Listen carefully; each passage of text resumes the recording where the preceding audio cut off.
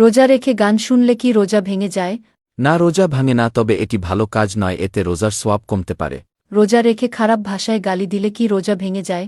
রোজা ভাঙে না, কিন্তু এটি গুনাহ এবং রোজার সোয়াব কমে যায়। রোজা রেখে বমি করলে কি রোজা ভেঙে যায়? অনিচ্ছাকৃতভাবে বমি হলে রোজা ভাঙে না, ইচ্ছা করে বমি করলে রোজা ভেঙে যায়।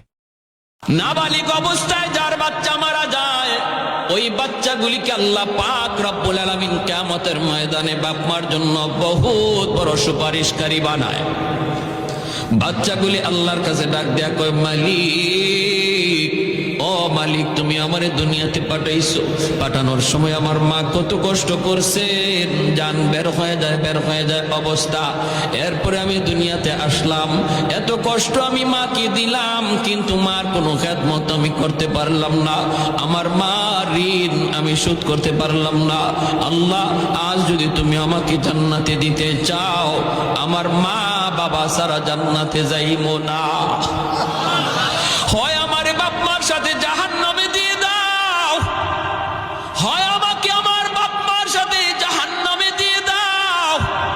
রব্বুল আলামিন তখন বলে, বান্দারে, আমি আল্লাহর আদম। নাবালিগ অবস্থায় যার বাচ্চা মারা যায়, ওই বাচ্চাগুলিকে আল্লাহ পাক রব্বুল আলামিন কিয়ামতের ময়দানে বাপ মার জন্য বহুত বড় সুপারিশকারী বানায়। বাচ্চাগুলি আল্লাহর কাছে ডাক দেয়া কয়, মালিক, ও মালিক, তুমি আমারে দুনিয়াতে পাঠাইছো, পাঠানোর সময় আমার মা কত কষ্ট করছে, জান বের হয়ে যায় অবস্থা। এরপরে আমি দুনিয়াতে আসলাম, এত কষ্ট আমি মাকে দিলাম, কিন্তু মার কোনো খেদমত আমি করতে পারলাম না, আমার মা ঋণ আমি শোধ করতে পারলাম না। আল্লাহ, আজ যদি তুমি আমাকে জান্নাতে দিতে চাও, আমার মা বাবা সারা জান্নাতে যাইবো না, হয় আমারে বাপ মার সাথে জাহান্নামে দিয়ে দাও, হয় আমাকে আমার বাপ মার সাথে জাহান্নামে দিয়ে দাও। রব্বুল আলামিন তখন বলে, বান্দারে, আমি আল্লাহর আদম। আস্তাগফিরুল্লাহ শব্দের অর্থ কি? আমি আল্লাহর কাছে ক্ষমা চাই। নাউজুবিল্লাহ শব্দের অর্থ কি? আমি আল্লাহর কাছে আশ্রয় চাই। আল্লাহু আকবার শব্দের অর্থ কি? আল্লাহ মহান বা আল্লাহ সর্বশ্রেষ্ঠ। মাশাআল্লাহ শব্দের অর্থ কি? আল্লাহ যেমনটি চেয়েছেন। ও বেয়াই যেইয়ন প্রথমে সালাম নিয়ে ও কি কি হইছে বেন? ওরম সালাম দে হ্যাঁ, মাথায় বুদ্ধি শেষ। আসসালামু আলাইকুম। ওয়ালাইকুম সালাম। বাচ্চা কাচ্চা নিয়ে আছেন ভালো? কি বলো আম্মে? আলহামদুলিল্লাহ ভালোই। তয় বেয়াই এখন ইফতারের দাওয়াত দিছিলাম না, হয় দেছিলেন তো না দেওয়ার মত, আইলেন তো না। মেলা কামাল লেবে আইন সন্ধ্যালে কাম ডাকি আছে আছে। হেডু কওয়া যায় না? কি হয়ে গেছেন আপনি? কইবেন না কে? মটকা গরম হইরেন না বেআইন। আম্মে কোন কসু হইছে, আমি হারবেন কি? আম্মে মরে সেতাইয়েন না। আম্মে জানেন না কি জানমু? আমি ইফতার শেষমেশ কুত্তরে দিছি। C C C. আইবেন না কয়তেন হেয়া? হ্যাঁ, কইলে কি হইতে? হেলে ইফতার রেডি করতাম না, আর দিমু না দাওয়াত। ওইরম দাওয়াত দিলে কোন বেড়ায় যাইবে? আমি একবারই গেলতে, ওরা কি বাড়িবেই না খাইতেই? আম্মের মাই আইয়ে লই যান। আর দিয়ে যাইয়েন মোর মাইয়া।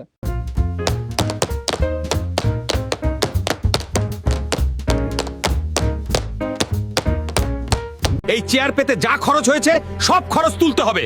আজ থেকে উপজেলার বাজার, রিক্সা স্ট্যান্ড আর দোকানপাট থেকে চড়া হারে মেয়র ট্যাক্স আদায় করবি। এইবার উপজেলা নির্বাচনে হরিণ বিপুল ভোটে জয়ী হলেও চতুর শিয়াল কারচুপির মাধ্যমে ক্ষমতা দখল করে নিয়ে উপজেলার মেয়র হিসাবে শপথ নিল।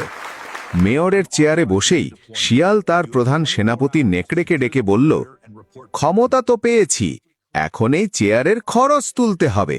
আজ থেকে উপজেলার বাজার, রিক্সা স্ট্যান্ড আর দোকানপাট থেকে চড়া হারে মেয়র ট্যাক্স আদায় করবি। যে দিতে চাবে না তাকে এমন ধোলাই দিবি যেন বাকিরা ভয়ে কাঁপে। নেকড়ে বাজারে গিয়ে হুঙ্কার ছাড়ল বড় ব্যবসায়ী ভাল্লুকের দোকানে। নেকড়ে বলল, ব্যবসা তো ফেপে ফুলে উঠছে, মেয়রের উন্নয়নের জন্য ৫,০০০ টাকা ট্যাক্স বের করো। ভাল্লুক জানত ট্যাক্স না দিলে মার খেতে হবে, তাই ঝামেলা এড়াতে মুখ বুজে টাকা দিয়ে দিল।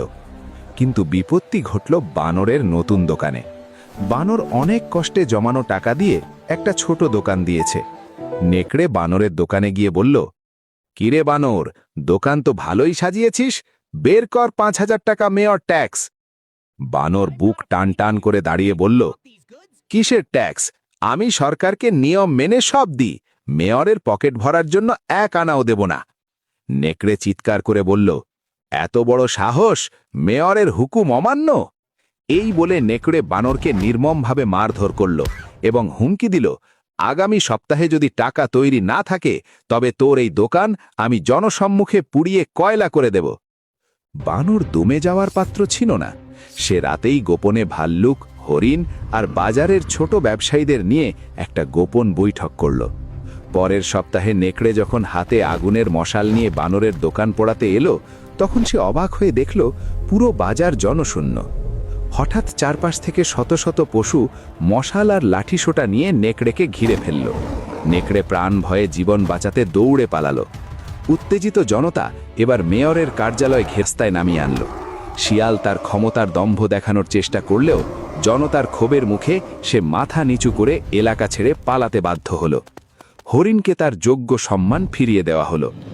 অন্যায়ের দেওয়াল যত শক্তই হোক না কেন, সাধারণ মানুষের একতার ধাক্কায় তা তাসের ঘরের মতো ভেঙে পড়ে। অন্যায়ের শক্তিতে সিংহাসন পাওয়া যায় ঠিকই, কিন্তু সাধারণ মানুষের প্রতিবাদী স্রোতে সেই সিংহাসন বেশি দিন টেকে না। দুর্নীতির শেষ পরিণতি সব সময় ধ্বংসাত্মক।